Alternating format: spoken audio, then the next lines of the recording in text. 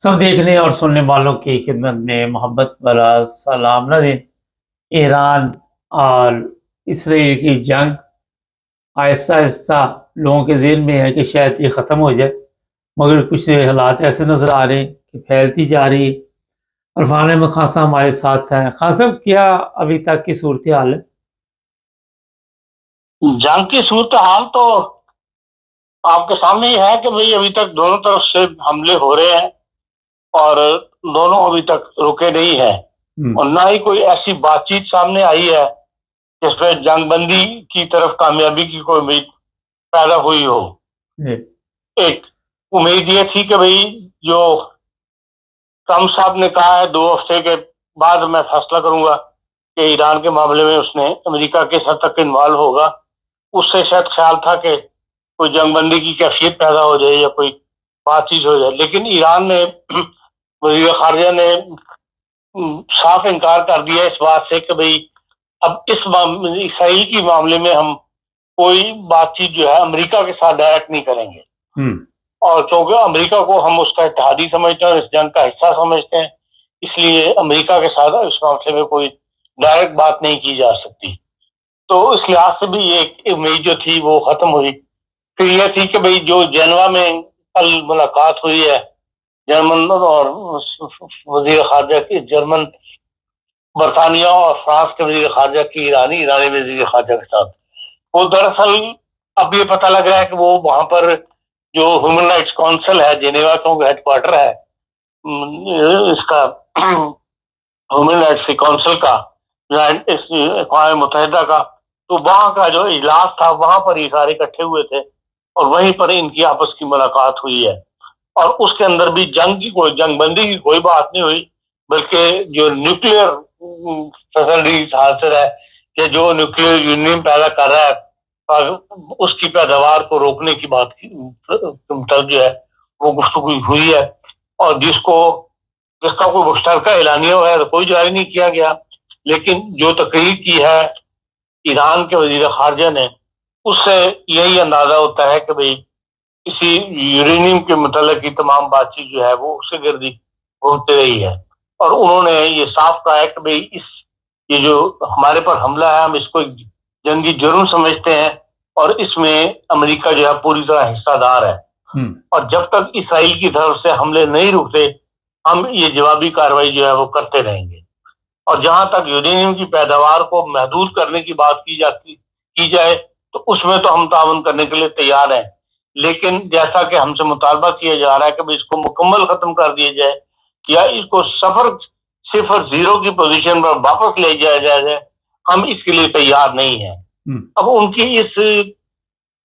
तकरीर से जो उन्होंने वहां की है, जो उन्होंने इशारे किए हैं, उससे यही नजर आता है कि भाई इस वक्त मगरबी ताकतों की कोशिश यही है कि इस मौके से फायदा उठाते हुए ईरान को जो है वो यूरेनियम से मुकम्मल तौर पर बाहर कर दिया जाए और उसको जो सलाहियतें हैं उसको न सिर्फ खत्म किया जाए बल्कि उसको सिफर की पोजीशन पर ले जाया जाए और ये मामला जो है हमेशा के लिए मतलब ईरान से खत्म कर दिया जाए। अब ये तो मुमकिन नहीं है, ना ऐसा हो सकेगा। तो अब इसका फर्दर जंग जारी रहेगी या जो इसके कोई मगरबी दुनिया अपना नुक्ता नजर बदल के और उसको महदूद पैमाने पर कोई यूरेनियम की पैदावार को अलाउ कर देगी, अब इसी के ऊपर सारा दारो मदार है। लेकिन दूसरी तरफ ये भी कहा जा रहा है कि जो 2 दिन से ज्यादा गुफ्तगू जो बैकडोर्स पर हो रही है उसमें यही कहा जा रहा है कि ईरान की रिव्यूइंग जो है उसको बदलने के लिए जो इकदाम जो है वो उठाए जाए, उसमें तावन की दरखास्तें जो है वो की जा रही हैं। लेकिन उसके खिलाफ कल जुमे के दिन न सिर्फ ईरान में तो बहुत बड़ा मुजाहरा हुआ, तेहरान के अंदर इराक और लबनान में भी मुजाहरे हुए हैं और उनकी पुरजोर मजम्मत की गई है कि भाई जो कुछ इसका जंग जो मुसल्लत की गई है और जिस तरह शहरी आबादियों तक भी अब हमले हो रहे हैं उसके खिलाफ जो है वो लोगों ने अपना मुजाहरा किया है, लेकिन किसी ने भी ईरान की रगीरों के खिलाफ मुजाहरों में बात नहीं की, बल्कि हिजबुल्लाह के भी झंडे जो है वो दिखाए गए हैं, जो वीडियोस वगैरह जारी हुई हैं उस मामले में। تو اصل بات لوگ یہی اب تجزیہ نگار بتا رہے ہیں، جو فائنینشیل ٹائم میں بھی مضمون چھایا ہوا ہے اس میں بھی وہ یہی کہتے ہیں کہ اصل مسئلہ جو ہے وہ ریگولنگ چینج کا ہے. انہوں نے ملٹری انسٹالیشن پہ پہلے حملے کر کے اس کو ختم کیا یا اس کو محدود کیا ہے، اور اب کل رات سے جو اسرائیل نے حملے کیے ہیں وہ جو حکومتی ادارے ہیں یا جو حکومتی سائن جس کو کہہ سکتے ہیں آپ کہ بھئی یہاں حکومت ہے، کوئی مکمل دخل ہے، یہ وہ حکومت کا ادارہ ہے یا حکومت کی پارٹی کا کوئی وہ مطلب، وہاں پر جو ہے اب حملے شروع کر دیے گئے ہیں. اور یہ اس بات کی نشانی ہے کہ بھئی وہاں پر اب ریزیوم چینج کرنے کے لیے مزید حملے کیے جائیں گے. اور ایک نقطہ نظر یہ بھی بیان کیا جا رہا ہے کہ بھئی یہ 2 ہفتے کے اندر شاید امریکہ کی جو خیال ہے وہ ریگولنگ چینج کرنے میں کامیاب ہو جائے گا اور اس کے بعد پھر وہ نئی ریگولنگ سے بات کرے گا. اب یہ سب کیا سرائیاں ہیں اخبارات کی، میڈیا کی، تو اب اصل حقیقت کیا ہے وہ جو ہم دیکھ رہے ہیں وہ یہ ہے کہ بھئی دنیا پہ صحیح ہے، ایران میں بھی اور ایرانی حملوں سے اسرائیل کے اندر بھی بہت زیادہ نقصانات جو ہو رہے ہیں بلڈنگوں کے، لیکن اسرائیل میں کیونکہ لوگ شہر چھوڑ گئے ہوئے ہیں اس لیے وہاں پر اتنا زیادہ نقصان نہیں ہو رہا. لیکن ایران میں جو ہے اب تک 657 افراد جو ہے وہ ہلاک ہو چکے ہیں، 2037 جو ہے وہ زخمی ہو گئے ہیں، جبکہ شہریوں کی تعداد جو ہے جو ہلاک ہونے والوں کی وہ 263 بتائی جا رہی ہے. اور لیکن یہ کہ بھی 164 جو ہے ملٹری کے لوگ جو ہیں وہ ان کے پرسنل وہ ہلاک ہوئے ہیں. ایک مضمون جو ہے جس کا حوالہ دیا جا رہا ہے نیو یارک ٹائم کا، اس میں یہ بتایا جا رہا ہے کہ وہ یہ کہتے ہیں کہ 12,600 افراد ایران میں اب تک ہلاک اور زخمی کی ملی جلی تعداد جو ہے وہ بتاتے ہیں کہ 12,600 کے قریب ہے. بہرحال جو بھی صورتحال ہے اس میں ایران کا ابھی تک بیچارے شہریوں کا نقصان جو ہے وہ زیادہ ہو چکا ہے. جی خان صاحب، ایک چیز بتائیے کہ 2 ہفتے کا ٹائم لیا ہے اور آپ بھی کہہ رہی ہیں، کچھ تصویریں بھی اس وقت سوشل میڈیا پہ بھی چل رہی، ویڈیو بھی چل رہی رضا شاہ پہلوی کے حوالے سے، تو جب عوام جو ہے وہ موجودہ گورنمنٹ کے ساتھ ہے تو پھر زبردستی ان کے اوپر مسلط کر دی جائے گی کوئی گورنمنٹ؟ دیکھیں اس بات کی امریکہ نے کبھی پرواہ نہیں کی. وہ تو جو چاہتا ہے، جو ان کا ٹارگٹ ہے ان کا وہ حاصل کرنا ان کا مقصد ہوتا ہے، اس کے لیے بھی لوگوں کی اس کی پرواہ نہیں کیا کرتے. تو اس لیے یہ کہنا کہ بھئی لوگوں کی مرضی کے خلاف ہوگا، جہاں بھی حکومتیں بدلی گئی ہیں لوگوں کی مرضی کے خلاف ہی بدلی جاتی ہیں. جہاں ہاں اگر ایک سول جنگ کے بغیر جہاں بھی حکومت بدلی جائے وہاں پر ضرور ایسا ہوا ہے ماضی میں کہ بھئی پہلے لوگوں کو ساتھ ملایا گیا، اس کے بعد مظاہرے کروائے گئے، جیسے کہ پاکستان میں بھٹو کی حکومت کو ختم کیا گیا تھا. لیکن جہاں تو ایک جنگ کی صورتحال ہے اس میں پھر لوگوں کی رائے کو تو نہیں پوچھا جاتا. اچھا، پاکستان کی پارلیمنٹ میں بھی یہ باتیں اٹھنی شروع ہوئی ہیں کہ ہم سمندری راستہ دیں گے، ہم وہاں اڈے دیں گے، تو یہ بھی ان کو کوئی علم ہو گیا یا کیوں اس طرح کی باتیں پارلیمنٹ میں اٹھنی شروع ہوئی؟ نہیں، ابھی تک دیکھیں جو زیادہ جو ملاقات کی جو بات باہر آئی ہے اب مطلب، اور امریکن اخبارات نے یہ بات لکھی ہے، وہ یہی کہتے ہیں کہ اس میں جو پاکستان کے فوجی سربراہ نے امریکن صدر سے گفتگو کے دوران یہی بتایا کہ بھئی اگر آپ پاکستان کو آپ انوالو کرتے ہیں تو اس کا بہت زیادہ جو علاقہ ہے بلوچستان کا اور ایران کے بلوچستان کا، وہاں پر جو علیحدگی پسند تحریکیں ہیں ان کو بہت زیادہ تقویت ملے گی. اور جب بھی انریسٹ ہوگا، عدم استحکام ہوگا، تو پھر جو یہ عسکریت پسند گروپ جو ہیں انہیں پاور مل جاتی ہے، انہیں رستہ مل جاتا ہے، اور وہ پاکستان اس کو پسند مطلب پاکستان کے لیے قابل عمل نہیں ہے. تو اور جو بظاہر بتایا جا رہا ہے کہ پاکستان نے مدد سے انکار کیا ہے ان معنوں میں جن معنوں میں امریکن صدر صاحب ایک ذہن بنا کے بیٹھے ہوئے تھے کہ وہ پاکستان کو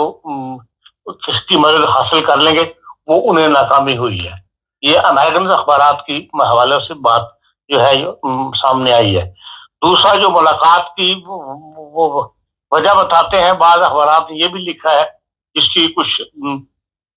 اڑیسہ میں جو کل خطاب کیا ہے مودی صاحب نے اس میں بھی اس نے اس کا ذکر کیا ہے کہ کینیڈا میں جو ان کی 35 منٹ کی فون کی گفتگو ہوئی تھی، تو ملاقات تو ہو نہیں سکی G7 میں امریکن پریزیڈنٹ کی اور مودی صاحب کی، کیونکہ امریکن پریزیڈنٹ پہلے دن ہی چلے گئے تھے واپس، تو انہوں نے فون پر بات کی تھی اور مودی صاحب کو مدعو کیا تھا واشنگٹن کہ آپ آئیں اور ہم نے آپ سے کوئی گفتگو کرنی ہے، تو اس کو انہوں نے، مودی صاحب نے ان سے یہ مماثلت کر لی اور اس کو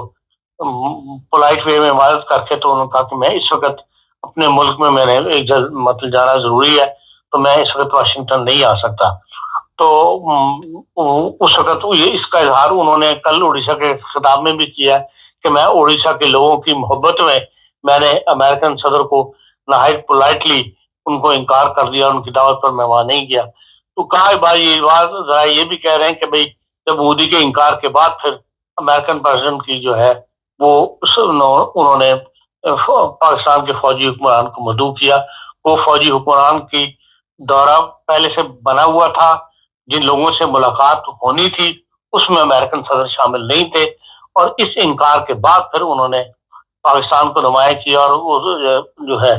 فوجی سربراہ کو ملاقات کی۔ واللہ عالم اس میں کیا بات ہے، لیکن بہرحال یہ بات اس وقت میڈیا پر موجود، نیوز کے اوپر موجود ہے۔ جی حسن، امریکہ یہ بھی اطلاع ہے کہ 2 ہفتے سے پہلے ایران پہ حملہ کر دے گا۔ اگر امریکہ حملہ کر دیتا ہے تو چائنا، روس اور کوریا بھی دھمکیاں دے رہے ہیں مختلف طریقوں کے ساتھ کہ اس کو خبردار کر رہے، تو کہیں یہ وہ جنگ تو نہیں جس کا لوگ انتظار کر رہے ہیں؟ دیکھیں جب جنگ پھیلتی ہے اس کے بعد پھر اس کو کس سمت پھیلتی ہے، کس طرف پھیلتی ہے، کہاں تک پھیلتی ہے، یہ تو کہنا مشکل ہے۔ پھر تو ظاہر ہے کہ لوگ اسی طرح پہلی جنگ میں لوگ شامل ہوتے گئے، تو اب اگر جنگ لگ گئی تو کوئی بعید نہیں کہ بھئی پھر یہ عالمی جنگ کی صورت اختیار کر لے۔ اس کے لیے خدشات تو ظاہر کیے جا رہے ہیں اور ہر ملک جو ہے اپنی جگہ تیار بھی ہے، لیکن نہ تو یہ جنگ چائنا چاہتا ہے اور نہ ہی یہ جنگ مغربی دنیا چاہتی ہے۔ کم از کم یورپ تو اس جنگ کو نہیں چاہتا، بلکہ اکثریت ملکوں کے نہیں چاہتی، لیکن جو بڑی طاقتوں کے درمیان فیصلے ہو جائیں یا وہ ایک بات کا عزم کر لیں تو وہ پھر کر گزرتے ہیں، پھر ایک مجبوری جنگ بن جاتی، پھر تو اپنے آپ دفاع تو ہر ایک نے کرنا ہوتا ہے۔ بہت شکریہ۔ لیکن غالباً خیال یہی ظاہر کیا جا رہا ہے کہ ایران کو کسی نہ کسی نقطے پر جو ہے وہ راضی کرنے میں کامیاب ہو جائیں گے۔ بہت شکریہ ناظرین، اللہ کرے کوئی ایسے حالات نہ بنے، مگر جو دھمکیاں دی جا رہی ہیں ایک دوسرے کی طرف سے وہ بڑی خطرناک ہے۔ میں آپ کو بتاتا رہتا ہوں اکثر، اور خاصا نے جس طرح کہا کہ جب جنگ پھیلتی ہے تو پھر پتہ بھی نہیں چلتا کون کون اس جنگ میں کود پڑتا ہے۔ آنے والے دنوں میں آپ کو پتہ چل جائے گا، مگر امریکہ 2 ہفتے انتظار نہیں کرے گا، اور ایران کو بھی پتہ چل چکا ہے کہ ان کے اوپر اعتماد کرنا میرا خیال ہے کہ ویسے ہی بے وقوفی۔ دیکھتے ہیں ہوتا کیا ہے، جو بھی اپڈیٹ ہوئی آپ کو ملتی رہے گی۔ چینل کو سبسکرائب کر لیں، جڑے رہیں ہمارے ساتھ۔